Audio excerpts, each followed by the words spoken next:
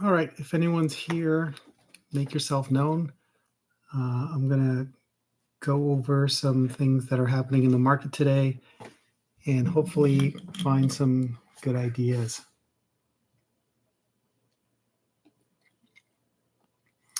So one of the things I like to do occasionally is just go to Yahoo Finance and look at the biggest gainers and losers on a particular day.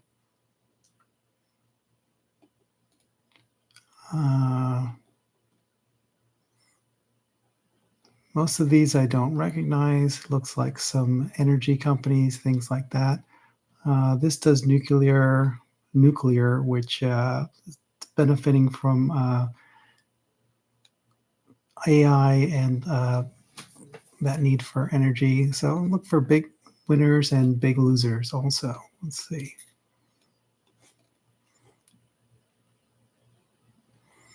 And here's the big losers. Race, this is Ferrari. That might be an interesting one to take a look at. Green Brick Partners. This is a realty company that's owned by, majority controlled by David Einhorn. And they own a lot of land, and a lot of the real estate stocks are getting beaten up lately. So that might be one to take a look at. Lyft, it's a competitor to Uber, might be interesting. I do own some defense stuff. Kratos does stuff with drones, but it's a very small cap and tends to get pumped up a lot. I would avoid that, but you do you. Sprott is a company that does a lot of stuff with funds that trade like Bitcoin and uranium and things like that. It gets pumped a lot by some people, but there might be something interesting in the parent company. Grinder, we'll pass on that. Orla Mining is a gold miner that's pretty inexpensive, and Prem Watsa of Fairfax Financial in Canada, who's the Canadian Warren Buffett, is a big investor in that. So that might be interesting. And let's see what else is going on today. So if we go to the main page. So Google announced some interesting news. And for those of you who believe the AI hype, this might be an interesting play. So I do own a lot of Google. It's my best performing, it's my largest position, and I've owned it for over 10 years. So it's not a fad for me. It's still at 26 times earnings, which is, if you look at the average PE of the S&P 500, it's 15 or 16 on average, but now it's 31. So if you can get Google, which is one of the best companies in the world, at a lower PE than the index, this might be just a no-brainer for me, especially when you compare it to other things that are in the index like Tesla and Palantir, which are trading at hundreds of times earnings. If you can get this at less than 26 times earnings, and the index is 31, and there's some positive stuff going on. So I don't think it's mentioned here, but I tend to use Google Gemini a lot for things I need AI for. And they just announced a thing where they are doing a full tech stack in Gemini for businesses. And so you pay a monthly fee or whatever it is, and then you get that. So when I first invested in Google, again, it was one of these things where it just dropped too cheap to ignore it. And I bought a lot more during the Justice Department lawsuit. And as part of my research, I actually pulled up the complaint and printed it out. It was a couple of hundred pages, but I read through it. And if nothing will give you a better idea of how powerful their moat and their monopoly is, read that DOJ complaint. It almost looks like a pitch book from a VC company for Google, but they and after the ruling came out, and Google was not going to be split up, and the remedies were a lot less onerous than they thought. It looked like this stock was going gangbusters, and it's off a little bit off its all-time high, like maybe 5% or 6% less than its all-time high. But I mean, it still presents a good value for me, in my opinion. It's already my largest position, but I have no intention of selling. And part of that is, as I said, the index, the S&P 500, which is the default against which you should measure all your other investments, is currently 31 times earnings, and this is 26. So you are getting one of the best companies in the world at less than 26, less than what the index is trading for.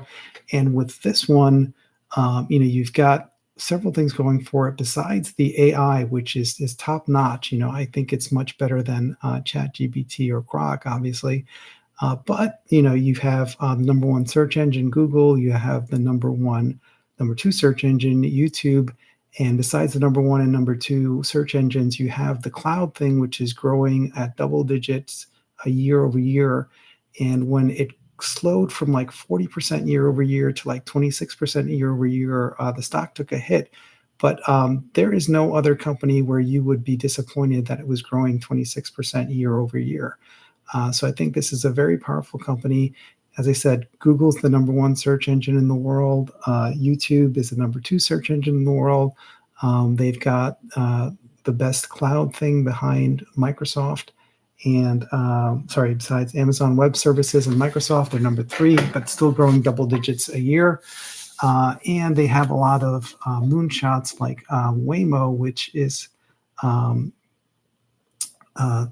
Waymo. It's their driverless thing. Yeah, Waymo. So they're in 5 or 6 cities now, and they're going to be in many more cities by next year. I live in Washington, D.C., and they're going through the approval process to be on the road next year. I see Jaguar cars with the cameras driving around, so they're taking it very seriously. So you've got those moonshots, you've got AI, you've got all this other stuff, and you're getting it at a price 26 times earnings. That's lower than putting it in the S&P 500. So I think this is a fairly good bet. And if anyone has any opinions, put them in. But I think over time, this is a good place to put your money. And, I think you can trade in and out of it if you like. But this is one of the ones that I have where if the price dips down periodically, I just buy a little more. And it's in the coffee can portfolio. I have no plans to sell ever. And I'll just leave it there and let it do its thing. And another one that was down today a little bit is Nintendo, and that's one that I have in my coffee can portfolio as well. I have about a 5% position. I think I had like a 3% position, and it's 5% now, but it came down a little bit today. So the PE ratio looks a little high, 51, compared to what you're getting, but it's a really interesting company because a lot of what they have is in the future, not in the past. So they came out with a new Switch, and one of the concerns that when this was trading at $10 or $12 a share is they thought, well, if the Switch comes out and it's a flop, then the company is going to do even worse because it hasn't gone anywhere for 5 years. But the Switch did really well, even with the tariffs. There was a waiting list. They were sold out. And that's just part of the value proposition that you're getting with this. There's also the software and the movies that you have with this. So they have a couple of live action movies coming out, and they have something called Nintendo Switch Online, which is a monthly service. And when people sign up for that, and that is growing, they tend to buy more games than they do if they just own the console. So that deserves a software as a service type multiple, but this is not getting a software as a service type multiple. So I think that's pretty reasonable. And they also have a moonshot. They are building on about 5 or 6, I can't remember, Nintendo theme parks.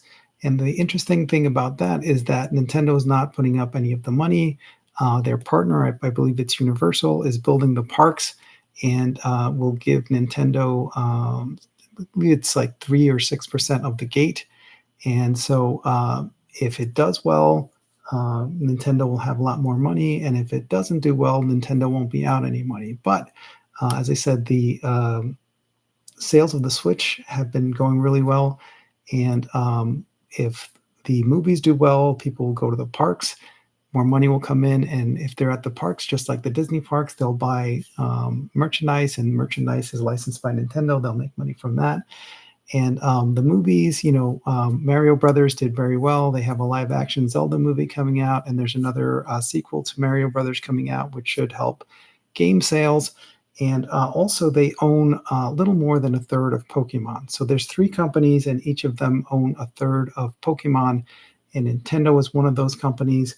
And one of the other companies is a software company that Nintendo also owns a part of. So they own more than 33% of Pokemon and the intellectual property associated with that, but how much exactly, it's hard to tell. But this one is one that I own. As I said, I have about a 5% position, and this is in my coffee can portfolio where I'm not going to sell for years and years, hopefully. And another one that's sort of in my coffee can portfolio is COUPANG. And COUPANG is sort of like the Amazon of Korea. That's what everyone likes to call it. And don't look at the PE ratio. It's a little high, but it's growing gangbusters. And they are sort of like the Amazon of Korea, but they do Amazon better than Amazon. So if you live in Korea and you order something from COUPANG before midnight, it will be on your doorstep by 7 a.m. It's an incredible company. And what they have, which is really interesting, certain companies like Google and that they have like a negative cost of capital, and that's what COUPANG has. So companies like Berkshire that have an insurance division, they take in money from the policyholders, they play with it for a few years, and then they pay out a few years later, and they call that float. And COUPANG has something similar because they sell so much product so quickly that when they take a product, on average, they sell it within 30 days, and then they pay their suppliers on average within 90 days. So if you're buying at 30 and you're paying at 90, you get 60 days to play with the money free. And then as they grow and grow and grow every year, that number of amount that they get to play with gets bigger and bigger. And their amount of money that they're playing with, last time I checked, it's over $1 billion of free money that they have. And they can use that to expand. Obviously, they expanded into Taiwan, and the growth in Taiwan is growing faster than the growth in Korea. And that will likely continue for years to come. And their nearest competitor is a company in Korea called Naver, and I don't think they're going to do as well. So Naver is sort of a combination of Google and Stripe. So you can search for things on Naver, which is the Korean equivalent of Google. And then if you want to buy it, they will do the payment for you. But each individual vendor is responsible for fulfillment and delivery. And that is a experience that customers don't appreciate because, sometimes you can return something, sometimes you can't. Where what COUPANG does is sort of like fulfillment by Amazon. And this is also something that I have about a 5% position on. And I've had it for a couple of years, and it's almost doubled, but I try not to look at the price because I don't want to be tempted to sell. But I did also buy some options on it, which is very an interesting way to play if you don't want to put up a lot of cash. And what you can do, and I don't recommend this for everyone. This is, just me talking about what I did. With the options on some companies, they only go out a few months, but on other companies, they go out till 2028. So if you look out till 2028 and you really believe in this company, then you can buy something 2 years out, and let's say you buy this option at 45. So the bid is 330, the ask is 335, 365. So you would pay 365, and if the price of COUPANG 2 years from now, January 21st, 2028, is over 45 plus 365. So it's over 48.65. Each dollar above that, you're going to make money. And there's a chance that it won't be above that, in which case you'll lose this. and each of these represents 100 shares. So you're betting $365, and then that the price will be above 45 plus 365 by January 21st, 2028. So 2 years and 2 months from now. But, if you like this company and I wanted to buy 100 shares, it's $32.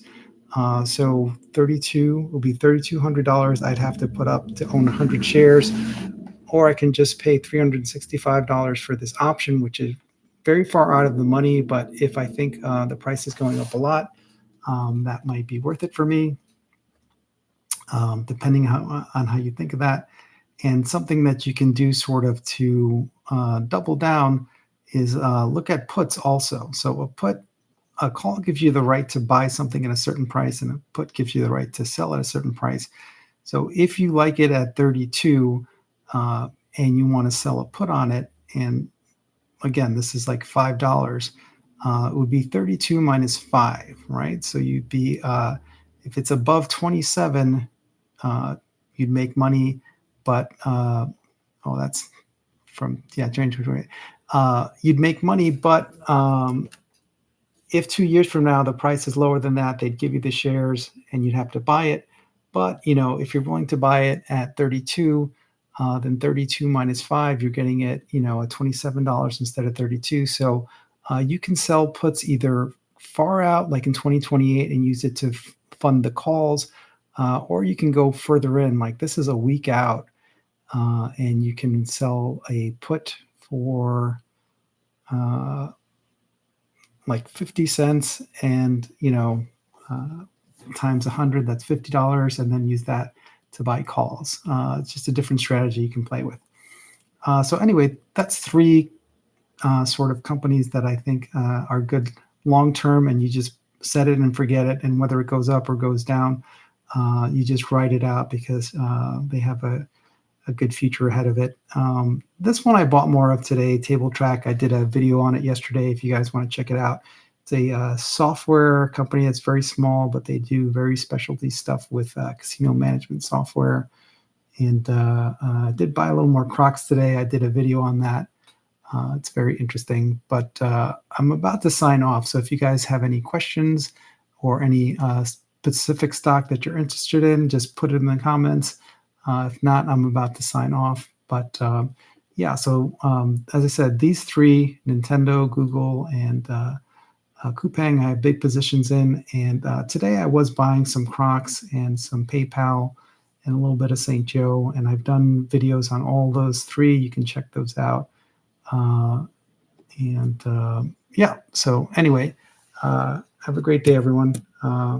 Signing off.